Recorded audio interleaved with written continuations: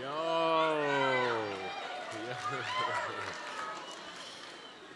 How are you guys doing?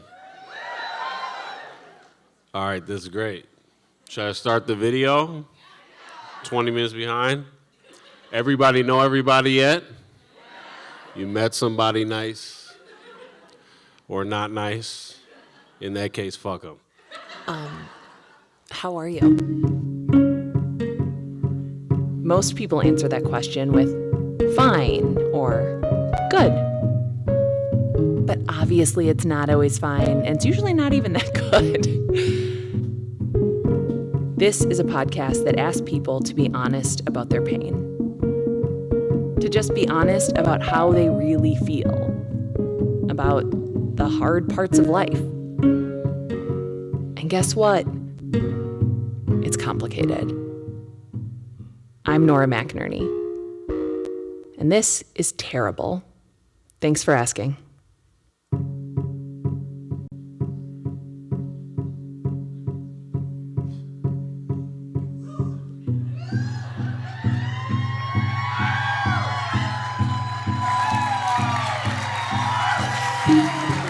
That's right.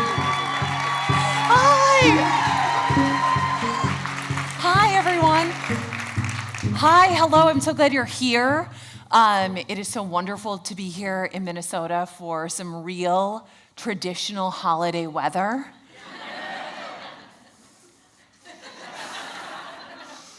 Good. It was delightful. It was delightful. I went through like a real climate change. I left Arizona. I had a coat on. People were like, "Are you okay?" I was like, "I'm about to not be." I'm about to not be. And I got here and I realized that what's a heavy coat in Arizona is like a style coat here. And so I'm still not okay. But if you're watching from a place that's neither Minnesota or Arizona, you did tune in for roughly 75 minutes of purely weather discussion. Okay, I love it. When the show started, I did think for a moment, could I creep out behind that small bit of curtain? Did you hear me? No, I tried to. There was a lot. There was a moment of hesitation that could have ended this entire theater. I was like, I am not even this coordinated in flats on a good day. And you want me to do this in a kitten heel? No. Take the stairs. Welcome, everybody. Welcome.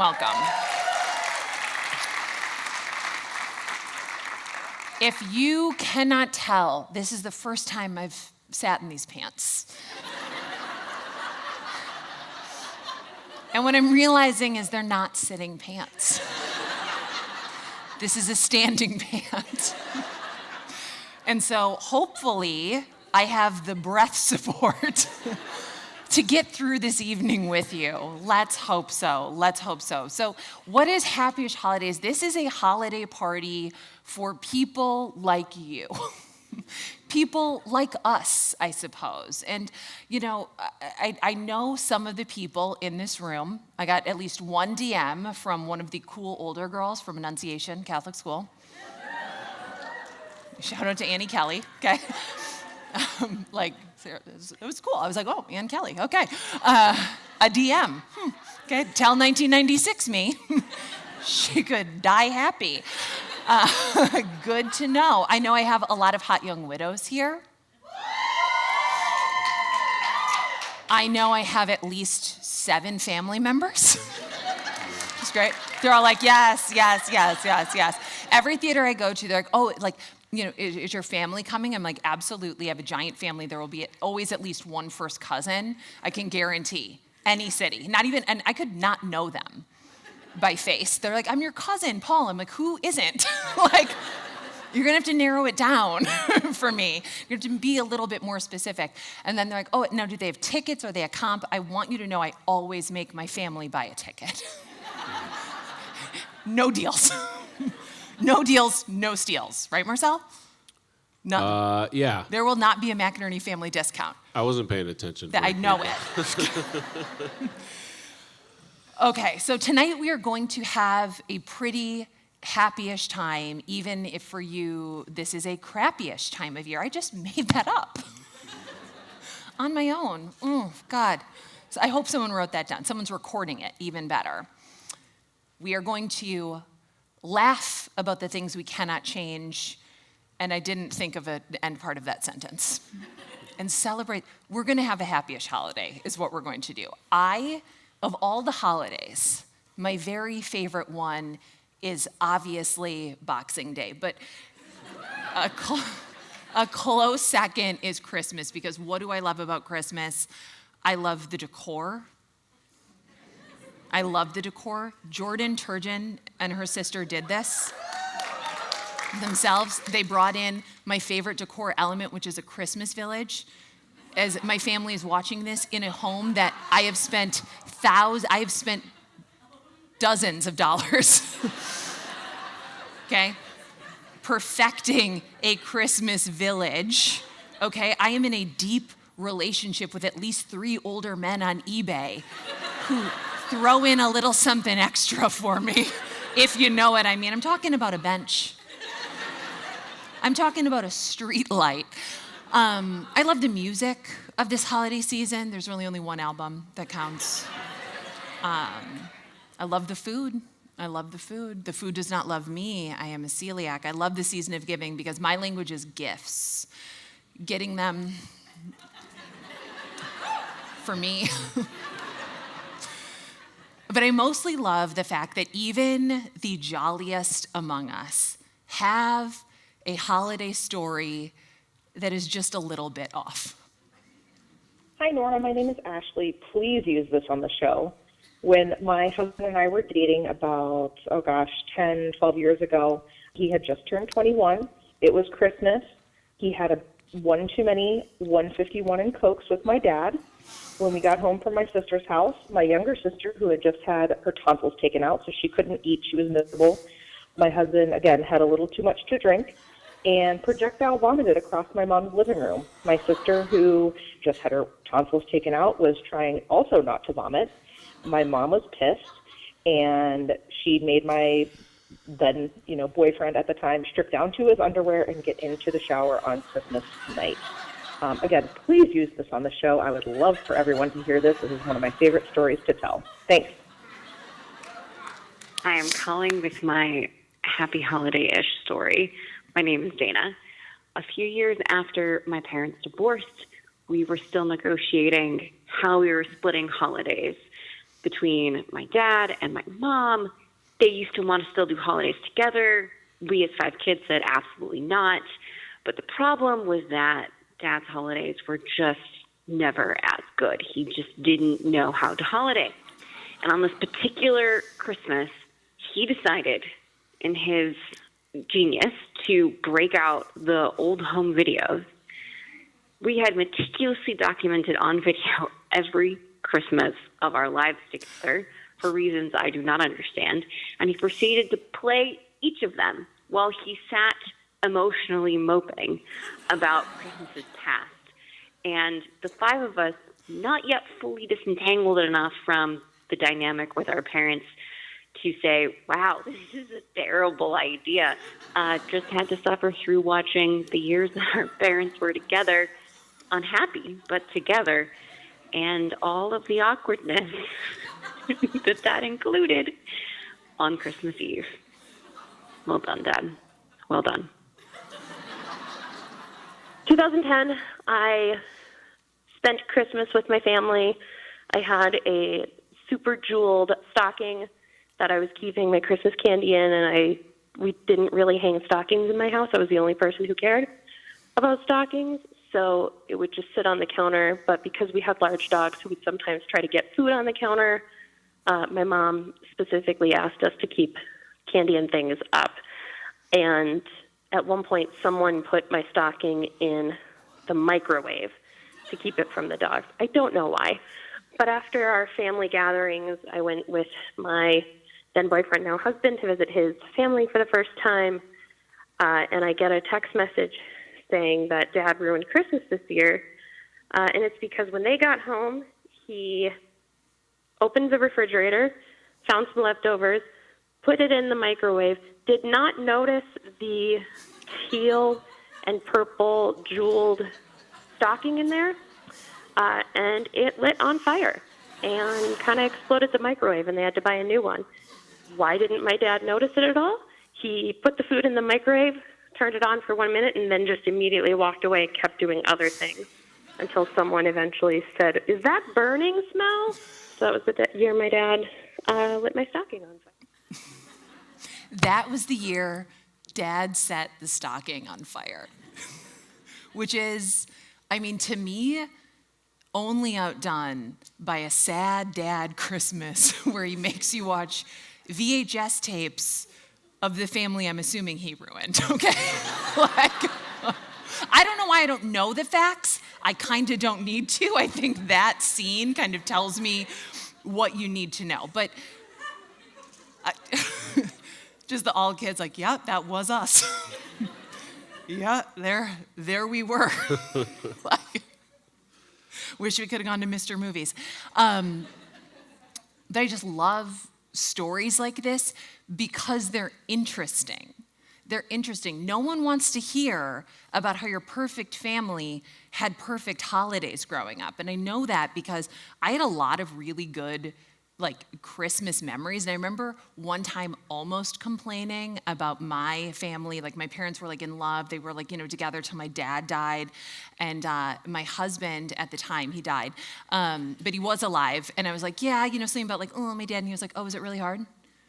Was it really hard to have your dad around every day? Did he once take you to Hardee's for Christmas dinner? Did he? Did he? After he was 2 hours late? And I was like, no. But you got me the wrong American Girl doll. And so we all have our burdens to carry, but Hardee's is not something that you hear often. So that was probably, he put thought into that, I'm assuming. No one wants to hear about your perfect, we were talking about this earlier. I was like, do you want to hear about the year my whole family got coordinating Santa Bear dolls? Actually, I kind of do. Okay, well, it was perfect. Okay, do you want to hear about my best Christmas in high school when I finally got a water bra? No. Okay. Okay. Okay, so I could catfish boys into liking me, and guess what? It worked. Guess what? It worked. And when you only let a boy go under the shirt, over the bra, they don't know the difference. I'll tell you one thing about straight boys, they literally don't know the difference between breast tissue and just saline solution. Covered in nylon. No clue. No clue. They were like, this is as advertised. I was like, yep. No need for further investigation. I wouldn't look any further into it. I certainly wouldn't look into it because my mom's walking in the front door. Anyways, I personally prefer to hear and talk about the Christmases that have gone wrong. And as a middle child, I've ruined many holidays for my family. Shout out to every middle child in this room. What would you talk about without us?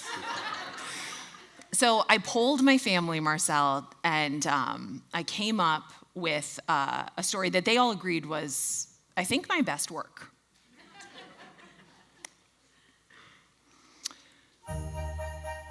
So it's the year 2006. Marcel is, I think, 6 years old, but I am... I'm finally an adult. I'm an adult. I'm almost 24 years old. I'm 23. I'm, an officially 1.5 years out of college. I've already voted in one presidential election. I've been of legal drinking age for a while. I've paid my own taxes for the first time, but just barely. But the true mark of adulthood for me was buying my own plane ticket home for Christmas. Marcel, when is the first time you felt like a legitimate adult?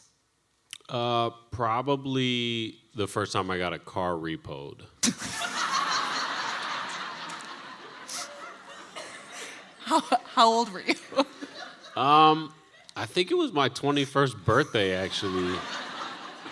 I was supposed to go to one of my classes. I was taking classes over the summer or something. I remember waking up and being like, now I know I parked that vehicle.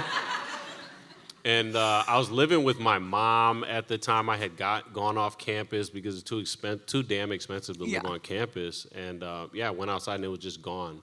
And I think I was taking her to work that day. So we both had a fucked up morning. You thought you were. We took our ass on the bus. That's what we did. And you were like, I love taking you to work. I love this time together, mother and son. When they repossess your car, they do it in the dead of night? They don't like announce it to you? I think they did it in the early morning, probably at like and you 4 were or just like 5. asleep, and they were Yeah, like, I eh, was yeah. sleeping and not concerned. Okay. It wasn't in my name. It was in my dad's name. So So honestly, what kind of car? it was a Honda Say less. Accord. It was a Honda Oh. Accord 2000. I That told you is a man's car. 2006, but I think it was a 2008. So I think I was up there. Yeah, that's a was great up car. there. Oh, it was. I'm sure it's out there still in these streets. Like that. No, a Honda somebody's Accord driving it in Is a Minneapolis. 2008 Honda Accord. That's got like 10 more years in it, at least. Okay, so for me, it was getting my own plane ticket home. And this year, like we weren't really going home because we were going to have Christmas for the first time, not in Minneapolis. We're going to have it in Palm Springs. Asterisk, a city adjacent to Palm Springs. Like, Palm Springs is the closest airport, let's put it that way. My parents, married, in love, had decided to part ways for the winters because my dad was a freelancer with seasonal depression and my mom was like a responsible adult with a real job. And my dad was like, look, I am 55. I have just qualified for a retirement community. I'm gonna get myself a house. I'm gonna go into like a Macy's basically and be like, I'd like a house of furniture. And like when you walked into his house, it was like living room, bedroom things, guest bedroom things. Like the most single man life that a 55-year-old married man with 4 children could possibly have. And honestly, like this kind of like added a spark to my parents' marriage. You know what I mean? like I don't want to get gross, but like my mom was like, I'm gonna like go visit dad, and I was like, oh. Like, I know, relax, okay? Like, I don't need to hear about your conjugal visits, but, so I'm excited about this Christmas because, you know, it's unusual, right? We're gonna be in like an exotic location. It's not gonna be our whole family because our family's gone through some problems. Like my sister got married and had a baby and was like, I got this email from the baby. From the baby. I was like, be it frick. What? Merry Trixmas? I'm not gonna have a Merry Trixmas because my sister betrayed me and she doesn't even know this baby. Okay? She's known me my whole life. She's choosing this baby over me. So now we're gonna have a Palm Springs Christmas, me, my big brother, his girlfriend of 100 years, you know, my parents. I'm young. They're like, do you need help with a Christmas ticket? I was like, absolutely not. I have disposable income. I live in a townhouse in Park Slope, Brooklyn. I live on the top floor that could fall through the second floor at any point in time. The entire thing leans. Like when you're in it, you have like vertigo. You're like, whoa, babe. Oh boy, where are we? Where are we? That'll be $2,000 a month each. I made good money. I was making $32,000 a year, living in the greatest city on earth, okay? So I went on orbitz.com, rest in peace. I don't know, is it still around? You should check it. Is orbitz.com No, it's still around, Nora. How? Are people still using it, do you think? I mean, I would assume so. Well, at the time, it was like, you want a hot deal? Get yourself to orbitz.com, and I did, and I got myself a hot deal. It was like literally half of a paycheck. I went to an inflation calculator. That is a lot of money. It was a lot of money then, and the ticket was not even good. It left at the butt crack of dawn from LaGuardia. Like when a flight leaves at 6 a.m., like you just don't go to bed if you're 23. You're like, okay, so I can stay. The bars close at 4. I'll pack before I go out. I'll leave at 3. I'll be nice and buzzed. I'll blow through. It's gonna be great. This is great. I planned this so well. I am so excited. I am so excited for Christmas. And like, I mean, you can see where this is going, okay? I was excited. The excitement was contagious.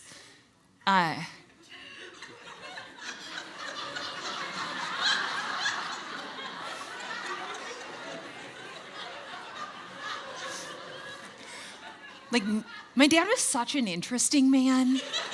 And like, he did contain multitudes. And then I looked at this email with like different eyes this time. I was like, well, okay. okay. So like a lot of people who grew up in Minnesota, like I just considered California to be perpetual summer. So like I thought I was gonna get off the airport, I was gonna get off the airplane, it would just be like, I better pack a bikini, right? I'm gonna come back to Brooklyn like tan. I have no idea that like the desert is cold. I just am so out of it. I am drunk. I get to LaGuardia. The line is like literally out the door. I was like, oh no, I'm hot because the alcohol, like you burn off a lot of it. It's like coming through my pores. I like unzip my suitcase. I can remember this moment. I take off my coat. I stuff it into my suitcase. My backpack feels heavy. I'm taking things out of my backpack, like my phone charger for like a Samsung flip phone, like every ounce counts at this point. No. I get it in. I run for that flight. I get on. I fall asleep / pass out. I wake up in Denver. There was a connecting flight that I'd sort of forgotten about. But I wake up in Denver and I'm like, oh my goodness, it is, it's the Denver airport. I've waited my whole life to see the Denver airport because I don't know about you, but I spent a good part of college deep in the nascent internet conspiracy theories about the Denver airport. It's Illuminati headquarters. I mean, you can Google it. Lizard people, secret tunnels, Masonic imagery.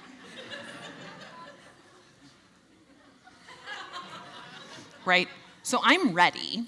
What's going on with that fire in the know. background? It's like What is burning? everything.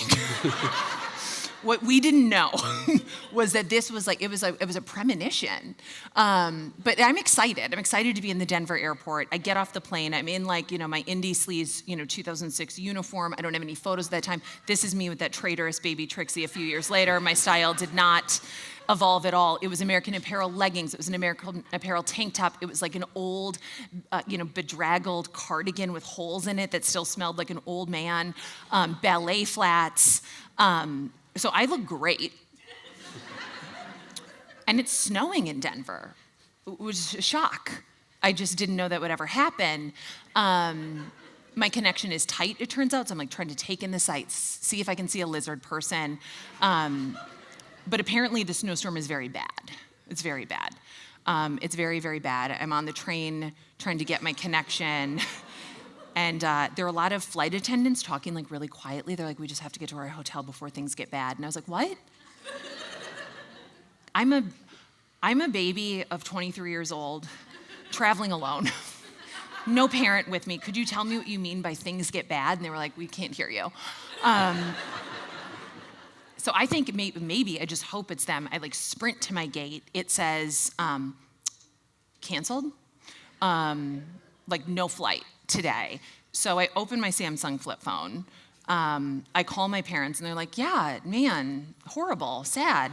Let us know when you get rebooked. Call me later. I did not get rebooked because it wasn't just my flight that was canceled. It was literally all the flights, and the airport was closed. You can't just close an airport, I said. We're in it, and we need to go somewhere. I don't know if you know this, but it's December 20th, and Christmas is in 5 days. And I've seen planes, trains, and automobiles several times. And so I know like things go wrong, but really just for like a madcap adventure with two mismatched friends. And that was when I was approached by a very small, fashionable boy who said, I was on the flight from New York, I saw you, I immediately thought we would be friends.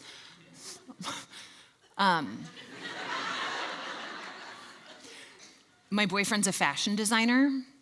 He's sending a helicopter to get me out of here. Come with me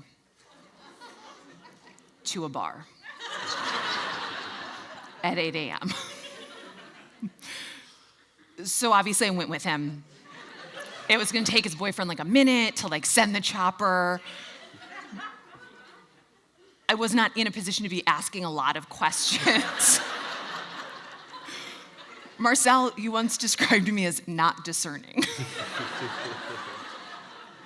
Yeah, I think the first rule of meeting a stranger and drinking is you just don't do that. Yeah. Going to a bar with a strange man, although I'm sure you're somewhat familiar with, Yeah. you know. I mean, he was smaller than me.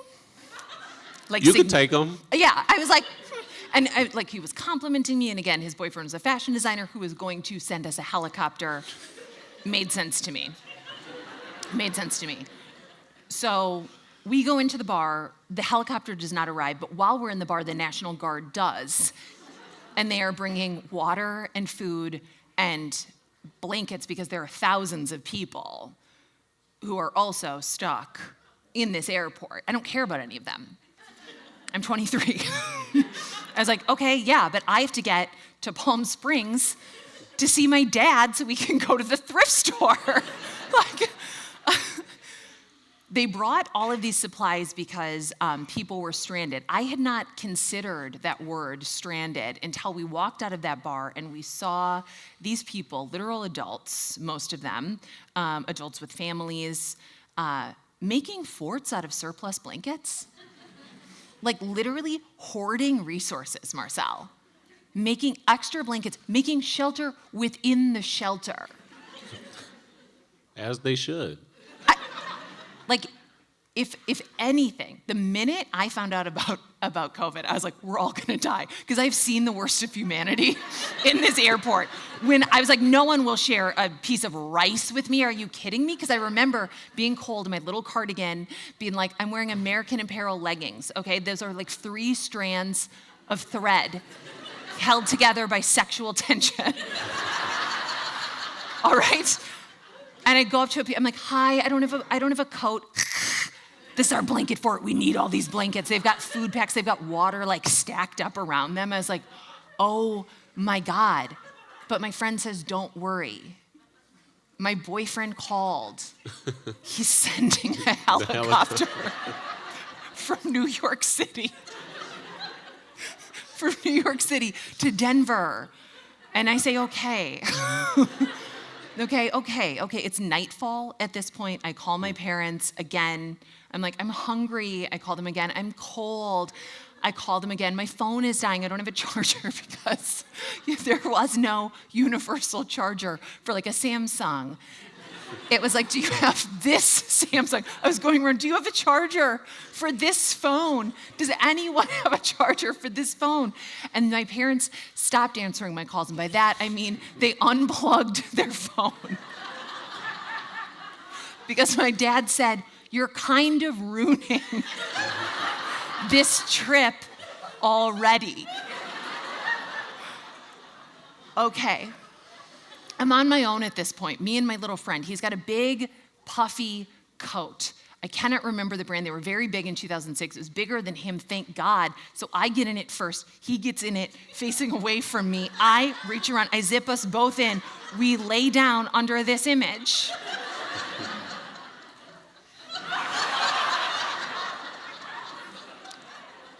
That's some scary shit. Holding it, breathing into his hair. Okay? Just being like, please, please, please let these 19 beers I drank transport me into another realm. Yeah, be careful what you wish for, okay? Because we wake up and it's December 21st. My phone is dead. I open up my computer. The charger is also in my checked luggage. I gotta conserve this juice. So I say, where can I go for some emotional support? I'm gonna G-chat a boy who would not care if I lived or died in this airport.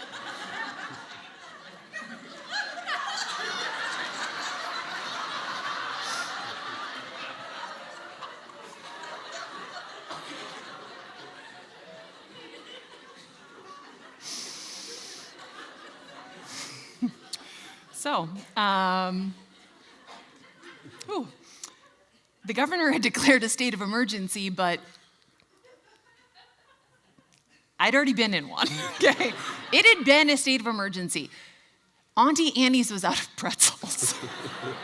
Like, all the staff at the airport is also stuck there, so they're like, I guess we'll keep working. I went to the McDonald's, and a person in front of me said, I'll take all the hash browns.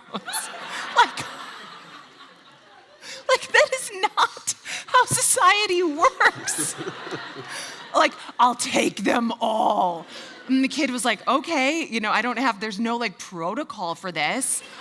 God. So at this point, my friend, like we'd gone back to the bar, obviously, and he met some new friends at the bar who were like, look, we're gonna pool all our money, we're gonna rent a car, and we're gonna drive to Phoenix. And he, and he was like, I was like, I don't know where that is. I don't know where that is. I passed the States and Capitals test in 5th grade, but I have not brushed up. Is that close?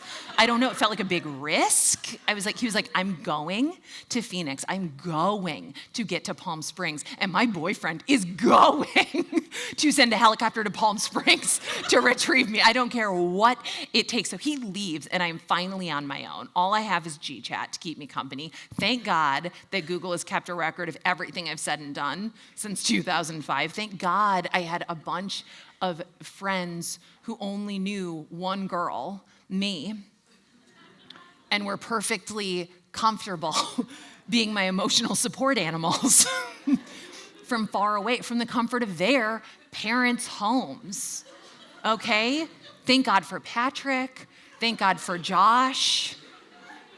You know, like they really...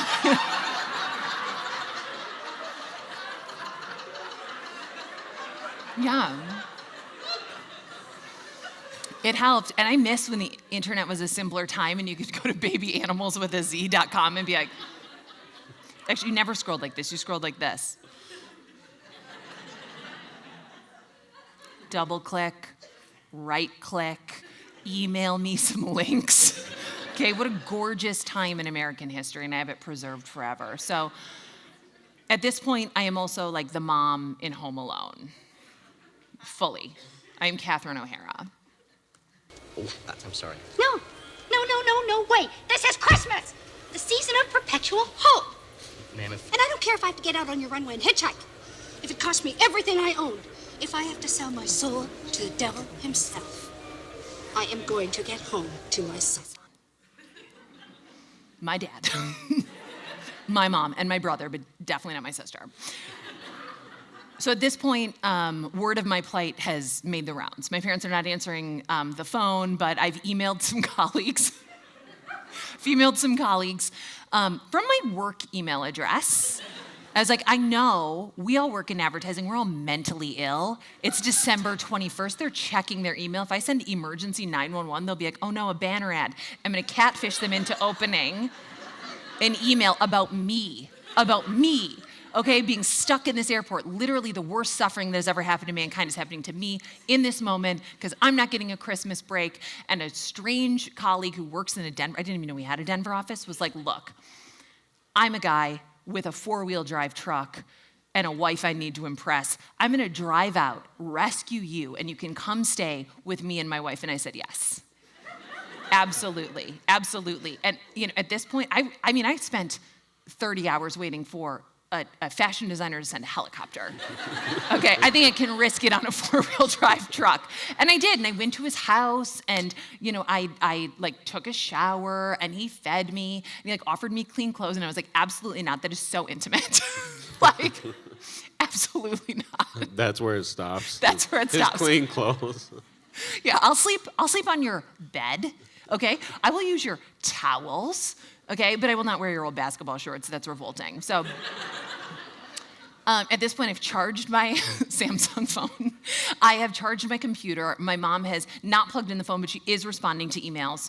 And she got me a Greyhound bus ticket from Denver to Vegas. And followed by a flight from Vegas to Ontario, California.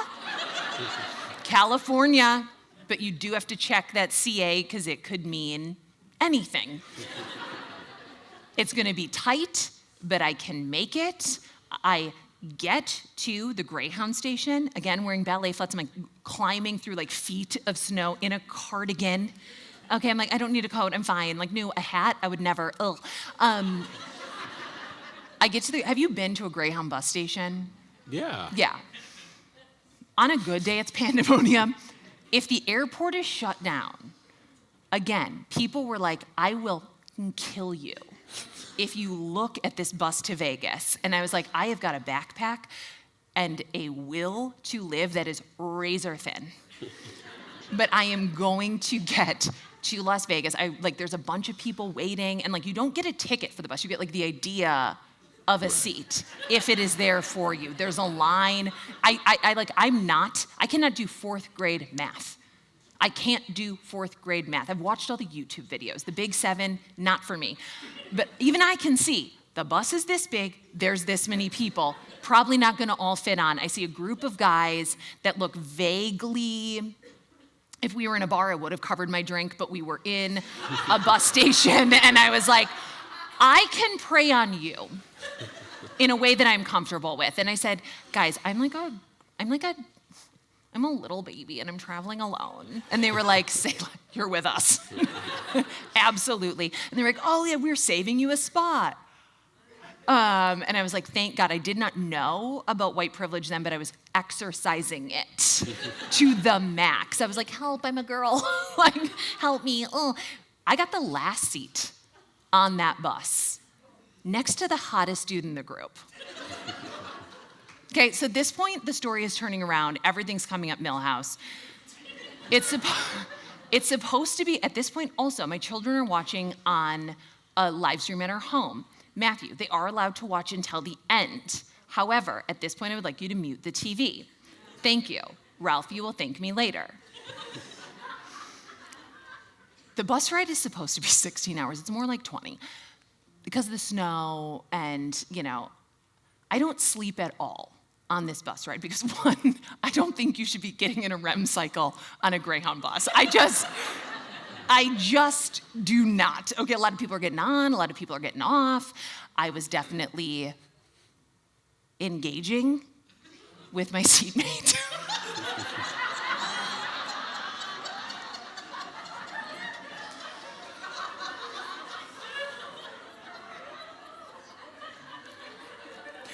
I did not need the water bra. We were like two combat vets, so excited to survive something. I know this is one of the trashier things I've done. I'm aware even when I'm doing it, but I sort of justify it because I'm like, oh no, I know his mom's name.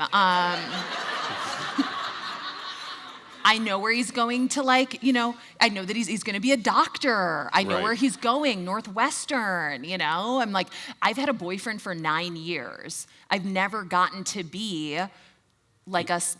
I never got to. This is my first opportunity. I'm going to take it. I just took a shower. Why not? It wasn't R, it was more like PG-17, I would say. I wouldn't let a 13-year-old watch it, although who knows who saw what on that bus. It was a different time. I was a different person.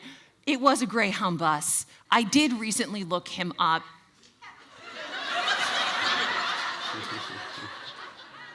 On LinkedIn.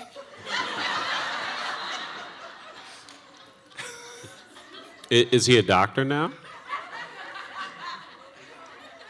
He has a doctorate, which was definitely not how it was presented to me. Definitely not how it was presented to me, but he did recently get a promotion, and honestly, looks like he deserves it. We get to Vegas. I've got 30 minutes to get from the Greyhound bus station to the airport before it boards. We're like, I'll never forget you, obviously I won't, okay?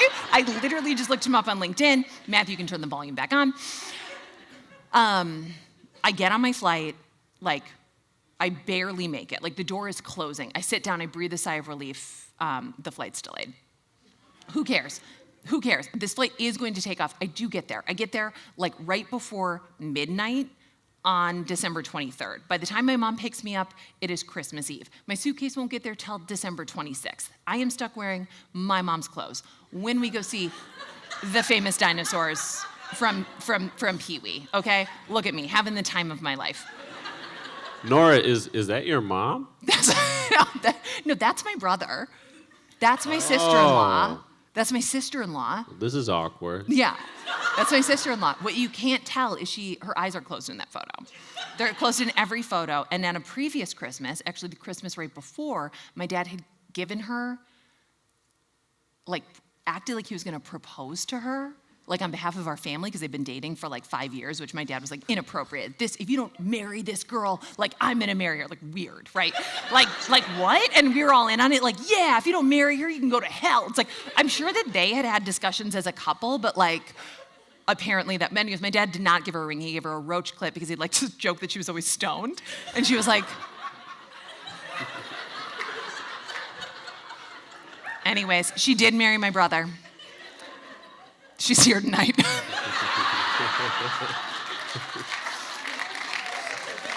Yep. Okay, so the grand theme of this whole event is my dad finally sees me. He hugs me. He looks me right in the eye. He says, "This is why you always fly direct."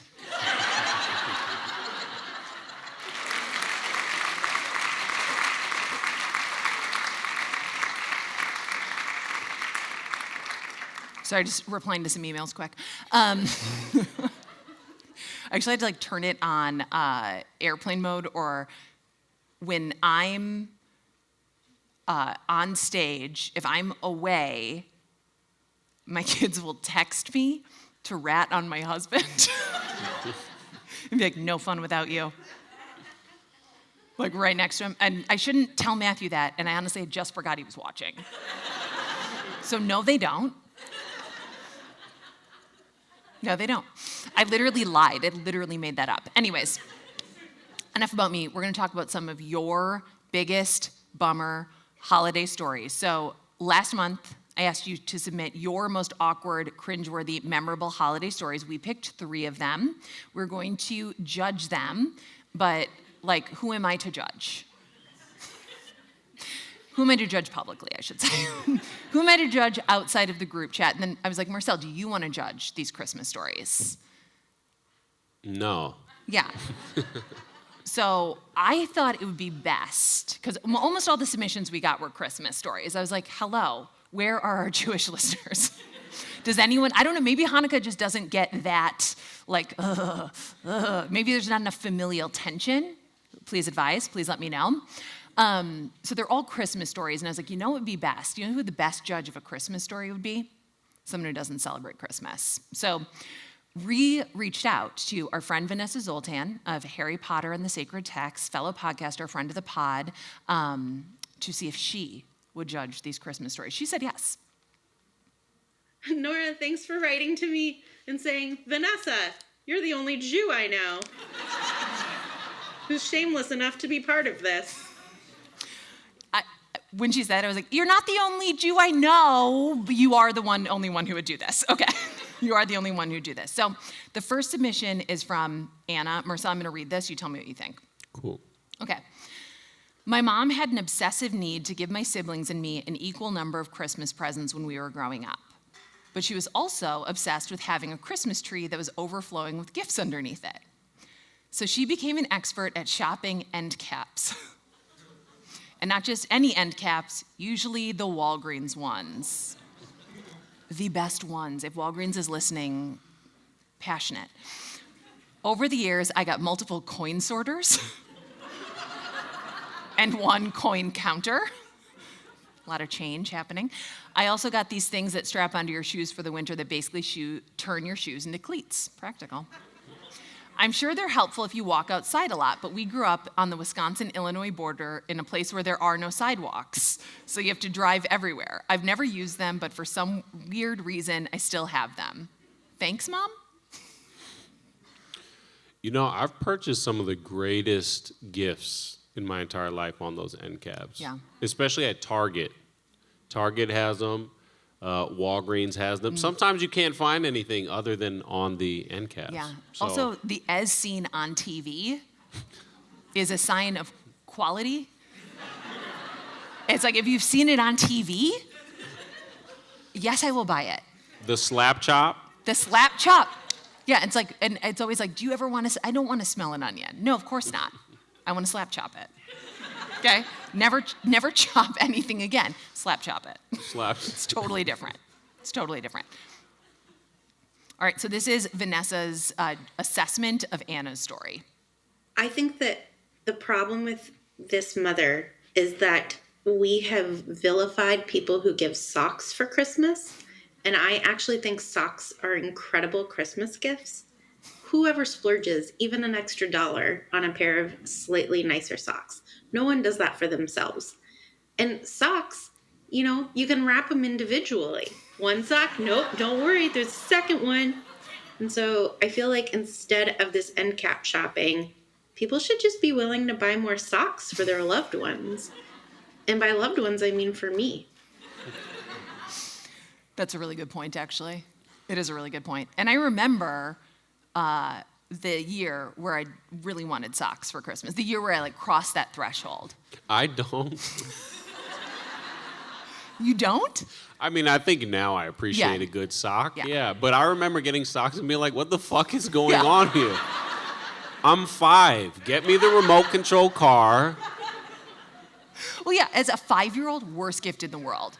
Once you hit 30, I think you can appreciate a sock. Or a mug with the Hershey's Kisses and candy canes in it. Yeah, Did you ever get that? Yeah. Is that a good gift or a bad gift for a child? That's a terrible fucking gift for a 5-year-old. What would I drink out of a fucking mug? I'm sorry, excuse me. All right, Marcel, you want to take the next one? Oh, yeah, for sure. It says right here in the script. Years ago, I was a single mom to a 7-year-old son. And I had what I thought was a brilliant idea. This is how every good story starts. To make Christmas more festive without his dad, I'd invite my side of the family for dinner at our place. I would invite them for drinks around 1 p.m. and do dinner at 8 p.m.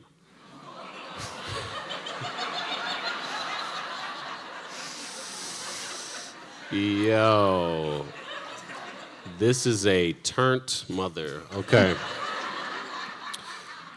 This was a bad idea on just about every level possible. There you go, saving grace. We lived in a very small apartment. I couldn't cook. I had very little money. For the drinks part of the festivities, I purchased some rum and fruit juice to make a warm grog in my slow cooker.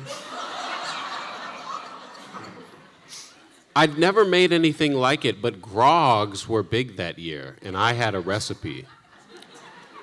By 7 a.m., it was cooking away and smelling quite nice.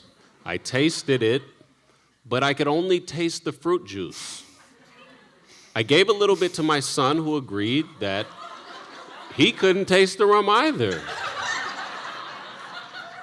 What the hell was I even thinking asking him that question? Like he's gonna be like, no. And I know my rum as a second grader. Yeah, I don't feel that bite, that signature bite. I would know I'm 7.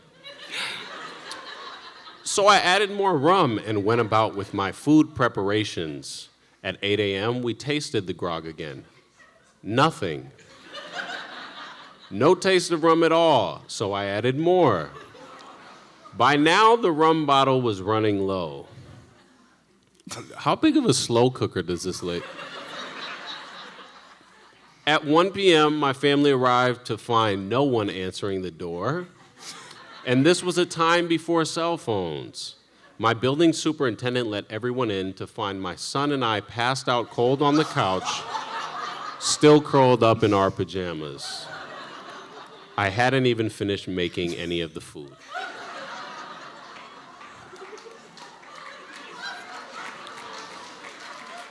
What do you think about that one?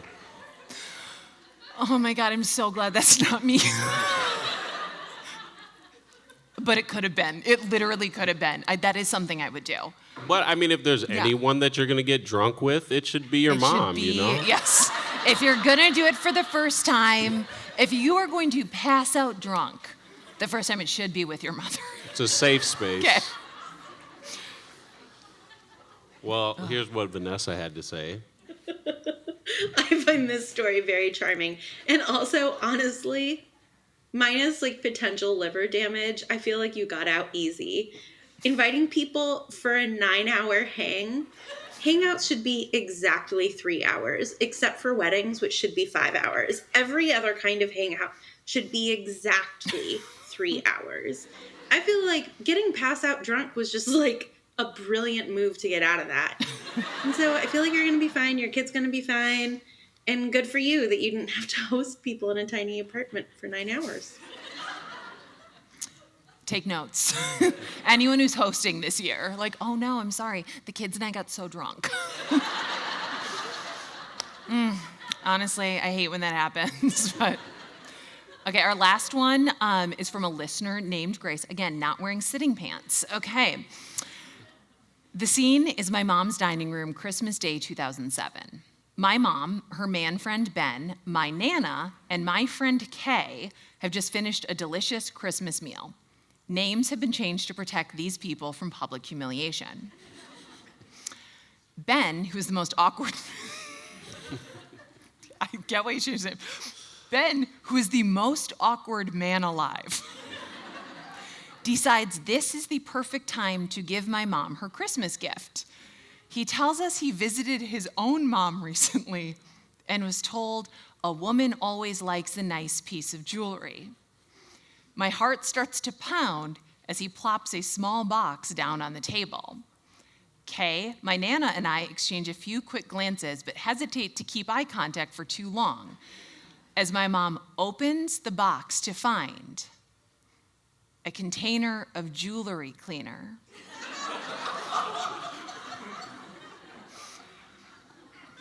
Ben proceeds to joke, badly, can't imagine, about how the store was having this great sale on jewelry cleaner, and then pulls out another box.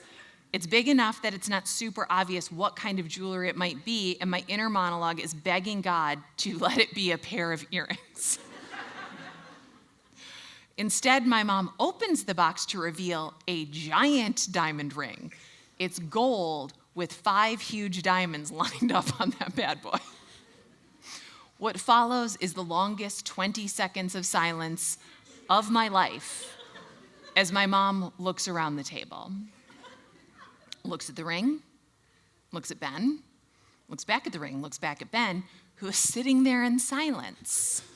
I can feel myself sliding down in my chair and want to hide under the table. And this is when my mom says, "Is there a question that goes with this ring?" And I die inside because Ben responds with a question. Huh, do you like it?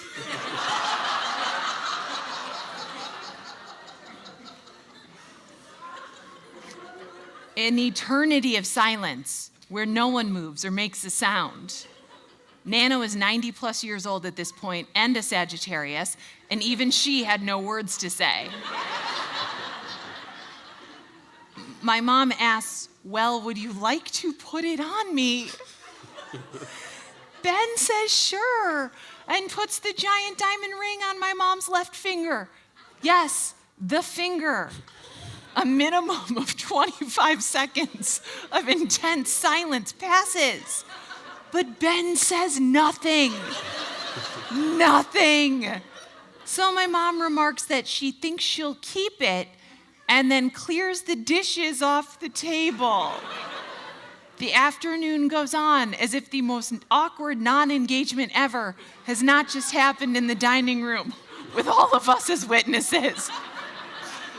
And when my aunt calls later, my mom says to Ben, she wants to know what kind of ring it is. To which Nana responds, "It's a friendship ring."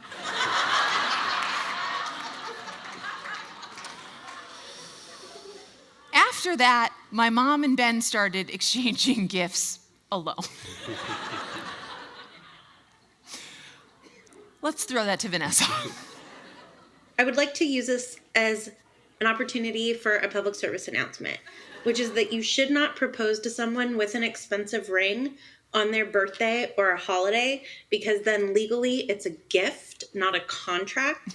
And so if you break up, you don't get it back or like split the amount. And so I'm using this as an opportunity to give legal advice to everybody. If you are someone who is going to propose with an expensive piece of jewelry, don't do it on the holiday. Don't do it at a time where someone can be like, it was a gift. It wasn't an engagement ring. So tip 1. Oh my God. Other than that, I don't understand. They aren't engaged, which almost makes it better because public proposals are terrible. But also any sort of like prank with people's expectations around gifts or anything. I'm an anti-prank person. I don't like pranks. And so this like jewelry cleaner moment, which I understand is like the first act of this play, not the like applause line, is just very troubling. Like, this guy is bad news as soon as he's like, ha ha, joke. I got you jewelry cleaner. Like, that's a dick. And it started with sexism. Nothing about this was good. Do you know what was good? The Nana finally saying, it's a friendship ring. I've decided. That's what this is. Like, go Nana. Nana just made a decision. Nana made a decision, and unfortunately, Marcel and I cannot make the decision of who gets the best, worst holiday story this year. So, drum roll. Drum roll. That's a drum roll. I'm gonna remove the like accidentally getting drunk with my kid story from contention. That is hilarious, and like no one got hurt, and actually an awkward situation was avoided. I call that one a win. So like mazel. So it's really between Anna and Grace. I have an opinion on this. Grace, also a winner. Now, Ben isn't around for Christmas anymore. They do their gift exchange on their own. This was an awkward moment that now has a positive outcome. This was like a net win for Grace. Whereas Anna is still stuck with all this crap she doesn't want. Anna is like moving apartments and like constantly bringing these like moose track shoes with her everywhere she goes. And she's like, I don't need clampons. So I don't know. Definitely Anna is the big loser here. And by loser, I mean winner. Happy Hanukkah.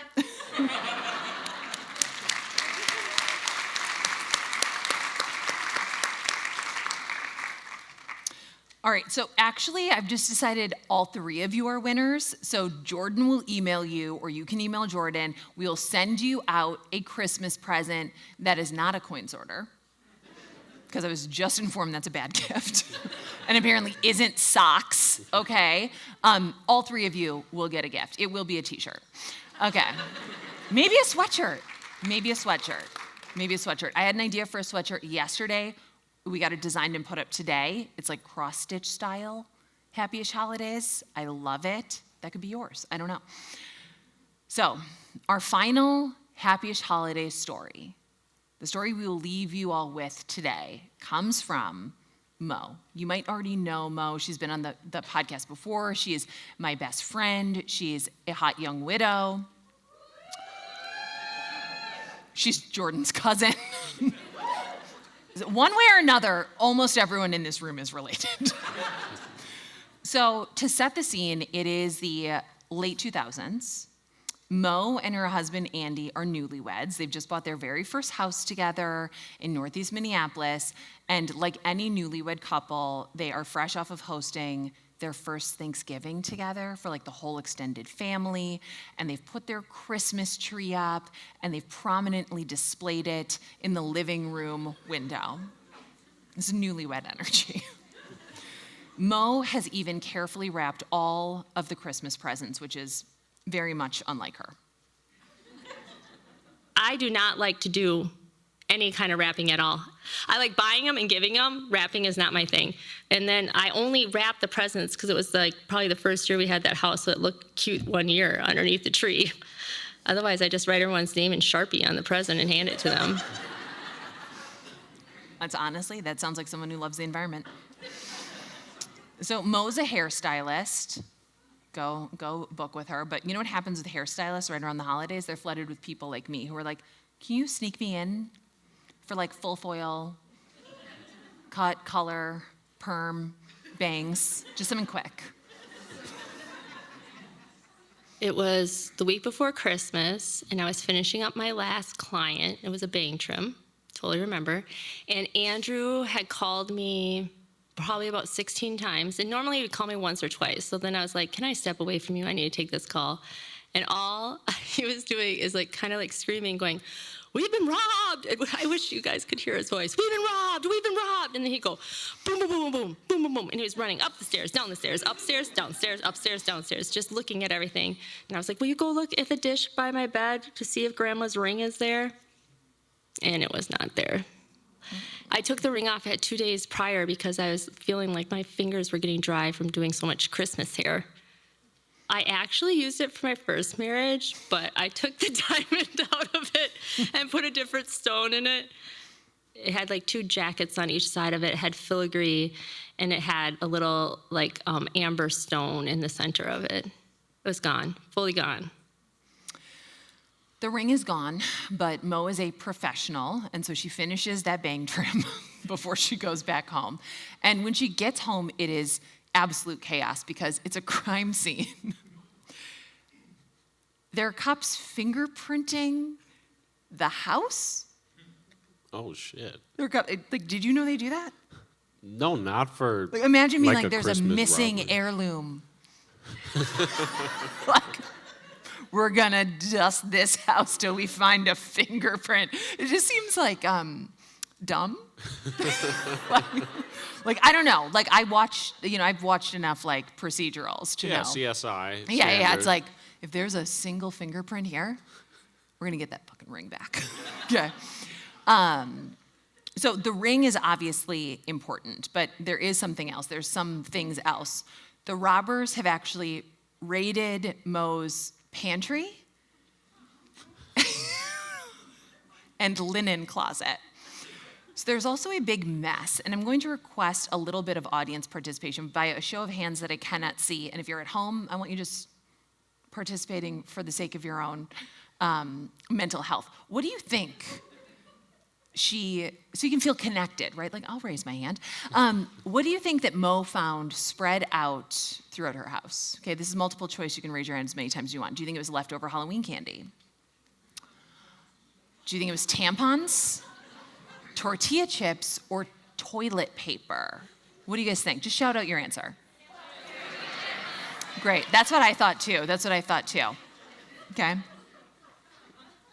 When I walked in the back door to the kitchen, all I saw were tampons. Tampons were everywhere. They weren't just like tampons like thrown on the ground. They were tampons that had been stepped on by all the officers, so they're all exploded on my floor, all through the floor, through the hallway, and I was embarrassed because I was like, oh my God, who needs this many tampons? I guess I do. I didn't even know that many tampons can come out of that large box from Costco because they were everywhere, like little blown up little mouses all over the floor. These officers are dusting for fingerprints, but they're just stepping on tampons. They're like, nothing suspicious there, but I'm gonna, like what the fuck? Okay, so remember that tree? Remember that Christmas display, all the wrapped gifts that Mo and Andy had put together to celebrate this first Christmas as a married couple in their new home? Well, it still looked beautiful and the lights were on. And then under the tree, the robbers had their own Christmas Eve at my house and had unwrapped every single gift underneath the tree. There's paper everywhere. They just like rip every bow off, every tag off. And it was just like Christmas at my brother's house after 4 kids had gone through packages. This is so brazen. To be like, we're gonna unwrap them. Right. We're gonna see what's what, and then we're gonna make our assessment. We already know we need these tampons. We need this heirloom ring. We need these tampons. You check out what's under the tree. So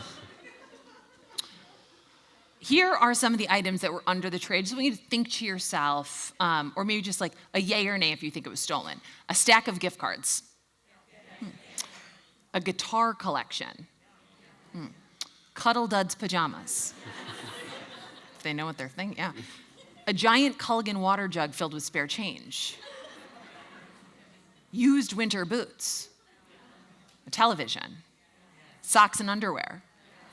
Digital camera. Electric drill. Opened bottles of liquor.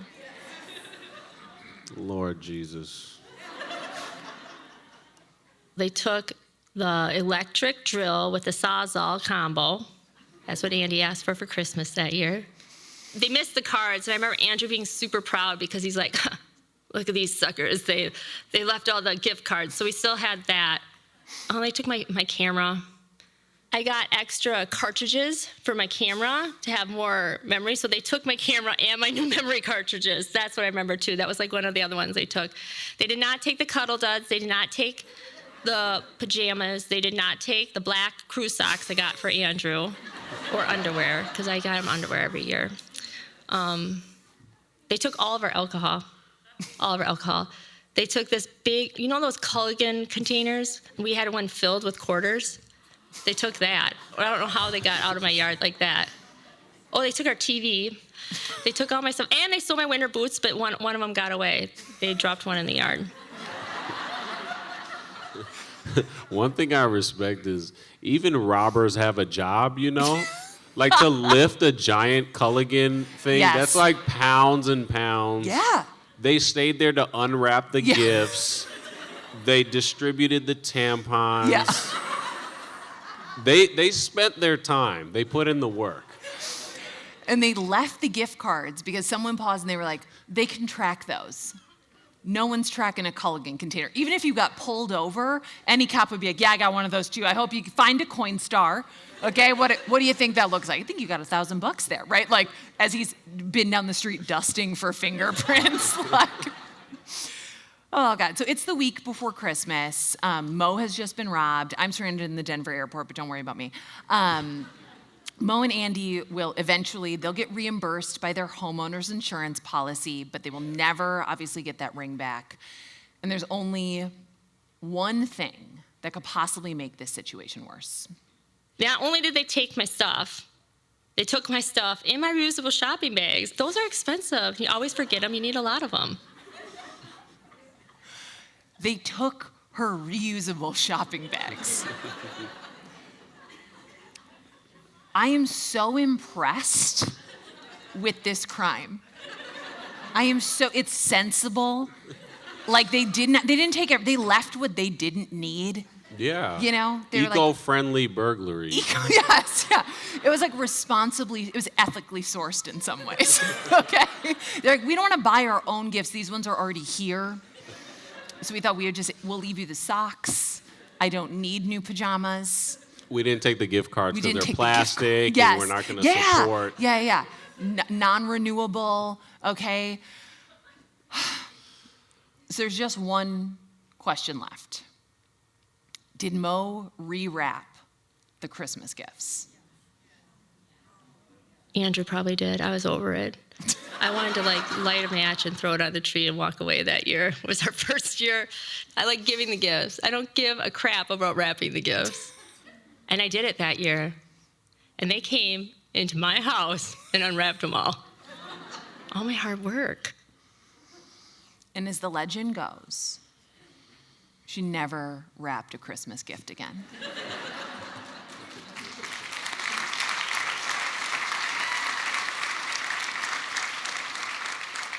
She will wander this earth for the rest of her days, handing out naked gifts to anyone she encounters. And she's here tonight. So ask her to reach into that big bag and give you a tampon. You know she's got them. Unless she's been robbed. In which case, did you do it? Is the robber here tonight? Was it an inside job? Because Jordan was really excited to tell this story. Very suspicious. Nora, didn't you get robbed at the Parkway one time? Your vehicle got broken into? Jordan, you're looking a little sus right now. Where was Jordan that day during that story? Okay. We'll talk about that offline. Okay. So this is, as my note that Marcel just texted me, the end of the program. So as our time together wraps up, I want you to remember a few things, a few lessons that I think you can carry with you through any time of year. 1, you are allowed to make your own traditions and ditch the ones you don't love. And by that I mean, Ben doesn't have to come to Christmas anymore. Okay. If you are going to rob someone at Christmas, don't take the gift cards. They're trackable.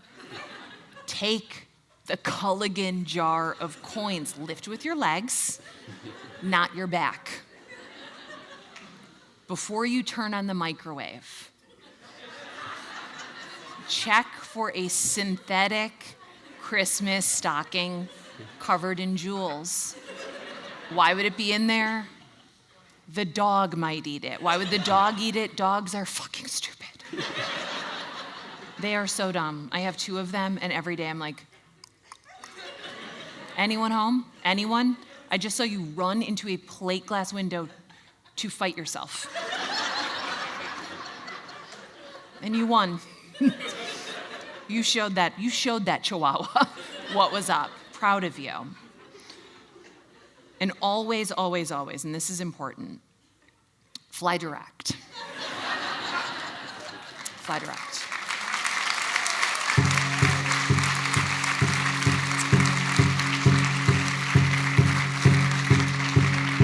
It's time for me to stand.